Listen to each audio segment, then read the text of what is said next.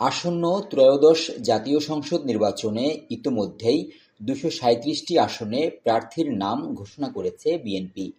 বাকি ৬৩টি আসনের মধ্যে ৪০টি যুগপৎ আন্দোলনের শরিকদের জন্য ছেড়ে দেয়ার প্রাথমিক সিদ্ধান্ত নিয়েছে দলটি। আর ২৩টি আসনে প্রার্থী দেয়া হবে পরে।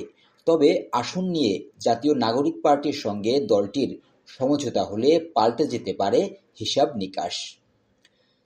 প্রার্থী তালিকা চূড়ান্তে ৩টি জরিপের ফলাফলে প্রাধান্য দিয়েছে বিএনপি। এছাড়া মনোনয়ন প্রত্যাশীদের সাক্ষাৎকারও নেওয়া হয়েছে। যদিও ২৩৭ আসনে প্রার্থীর নাম ঘোষণার পর দেখা যাচ্ছে তারুণ্য নির্ভরতার পথে খুব একটা হাঁটেনি তারা। বিএনপি চেয়ারপারসন বেগম খালেদা জিয়া ৩টি আসনে প্রতিদ্বন্দ্বিতা করবেন। প্রথমবারের মতো ভোটের মাঠে নামবেন ভারপ্রাপ্ত চেয়ারম্যান তারেক রহমান। দলের মহাসচিব মির্জা ফখরুল ইসলাম আলমগীর যথারীতি ঠাকুরগাঁও-১ আসন থেকে ভোটযুদ্ধে নামবেন।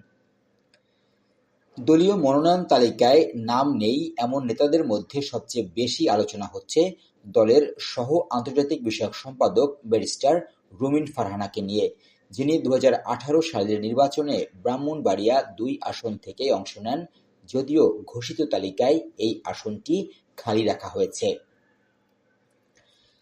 এছাড়া দলের ভাইস চেয়ারম্যান শামসুজ্জামান দুদু এবং উপদেষ্টা পরিষদের সদস্য সৈয়দ মোয়াজ্জেম হোসেন আলালের নামও তালিকায় দেখা যায়নি।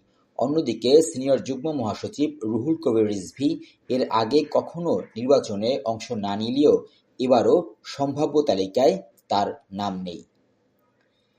গণভোটসহ সংস্কার ইস্যুতে রাজনৈতিক দলগুলোর মধ্যে বৈরিতা স্পষ্ট হচ্ছে, কিন্তু এরই মধ্যে বিএনপি সিংহভাগ আসনে প্রার্থী ঘোষণা করে নির্বাচনী হাওয়ায় পাল তুলে দিল। এক্ষেত্রে জোট করতে আগ্রহী অন্য দলগুলোর জন্য এক ধরনের বার্তা দিতে পারল BNP. Nasir Uddin, SA time.